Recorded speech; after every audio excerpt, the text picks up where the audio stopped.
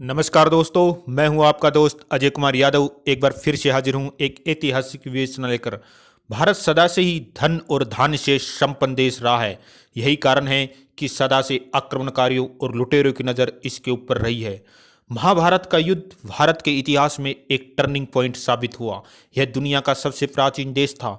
महाभारत के युद्ध के अंदर विश्व के श्रेष्ठतम योद्धा, ज्ञान, विज्ञान, तकनीकी के जानने वाले लोग इस युद्ध के अंदर काल के गाल में समा गए। जब देश के अधिकांश योद्धा जो श्रेष्ठतम योद्धा थे इस युद्ध में वीर गति को प्राप्त हो गए तो विदेशी आक्रमणकारियों की नज़र भारत के ऊपर पड़ी। विदेशी आक्रमणकारी तो पहले भी हमला करते थे, लेकिन उस समय तक भारत के अंदर इतने श्रेष्ठ योद्धा थे कि वो भारत की भूमि पर पग भी नहीं रख सकते थे। और उसके बाद का इतिहास अगणित बलिदानों का इतिहास है, अनगिनत नरसंहारों का इतिहास है। भारत के ऊपर प्रथम विदेशी आक्रमण का लिखित साक्ष्य 326 ईस्वी पूर्व सिकंदर के द्वारा किया गया था।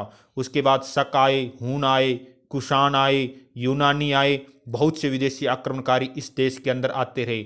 वे सब लोग यहाँ की धर्म और संस्कृति को अपनाकर इसी देश के अंदर रच गए और बस गए। आज हम ढूंढ कर भी नहीं ढूंढ सकते हैं कि उनके वंशज कौन हैं। उन सब ने भारत देश की महान संस्कृति को अपनाया और इस देश के धर्म को अपना लिया। इन विदेशी आक्रमणकारियों के विरुद्ध भारत के लोगों ने सशस्त्र संघर्ष किया, अनगिनत बलिदान दिए।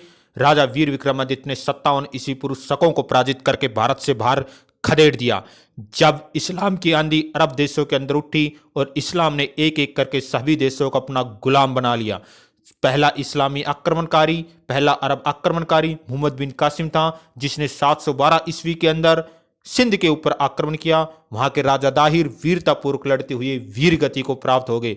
उसके बाद महमूद गजनवी ने इस देश के ऊपर 27 आक्रमण किए, यहाँ के मंदिरों को लूटा खसोटा, यहाँ के स्त्री पुरुषों और बच्चों का नरसंहार किया। लेकिन बलिदान की हमारे देश के लोगों के अंदर कभी कमी नहीं आई। नदियों में पानी कम पड़ जाए इतना अधिक तो यहाँ के लोगों ने अपने देश की रक्षा के लिए खून बहाया है। समस्या अब यहाँ पर आती है कि 1192 ईस्वी में पृथ्वीराज चौहान को हरा करके मोहम्मद गौरी ने भारत के अंदर मुस्लिम सत्ता की स्थापना की, जो कमोबेश तरीके से लगभग 1857 ईस्वी तक चलती रही और देश के विभिन्न भागों के अंदर मुस्लिम सत्ताओं की स्थापना हुई। मुस्लिम विदेशी आक्रमणकारियों ने अपने राज यहाँ पर स्थापित किए और उनके बाद उनके वंशज यहाँ पर राज करते रहे। अधिकांश इतिहासकार अब इस बात को मानते हैं कि मुस्लिम राज तो उस समय के राष्ट्रीय राज थे, क्योंकि उन्होंने यहाँ के लोगों के अंदर रचे बसे यहाँ की स्त्रियों से शादियाँ की।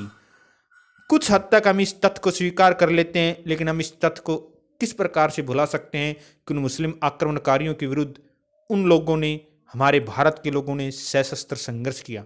और रही बात इस बात की कि उन मुस्लिम आक्रमणकारियों ने यहाँ की औरतों से शादी की, तो पहले जो शादी होती थी वो स्त्रियों की मर्जी से नहीं होती थी। जो राजा पराजित हो जाता था उसकी बहन बेटियों का अपहरण कर लिया जाता था और उससे ज़बरदस्ती शादी की जाती थी। अगर फिर भी इसको राष्ट्रीय राज कहा जाता है तो ये दर्शकों के विवेक कर मैं छोड़ता हूँ कि मुस्लिम शासन को राष्ट्रीय राज कहना कहाँ तक उचित है। ये ठीक है कि वो लोग विदेश से आए थे, वे लोग विदेश से इसलिए आए थे कि उनके देश के अंदर धन संपदा नहीं थी, उनके देश के अंदर उतने सुख सुविधाओं के साधन नहीं थे।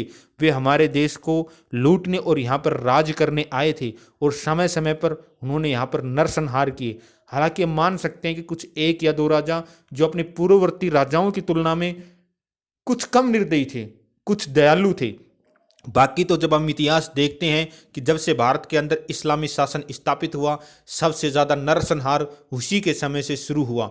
अब हम इस चीज़ को ज़बरदस्ती इस प्रकार से प्रमाणित करने की कोशिश करें, नहीं, वो तो राष्ट्रीय राज था, उनके राज के अंदर तो सब तरफ से सुख और चैन था, तो शायद यह बात पूरी तरीके से गले से नहीं उतरती है। इतिहास को नहीं बदल सकते हैं, लेकिन हमें इतिहास को एक सम्यक दृष्टि से देखना चाहिए और एक सही तरीके से निर्णय लेना चाहिए, तभी हम इतिहास के साथ न्याय कर सकते हैं।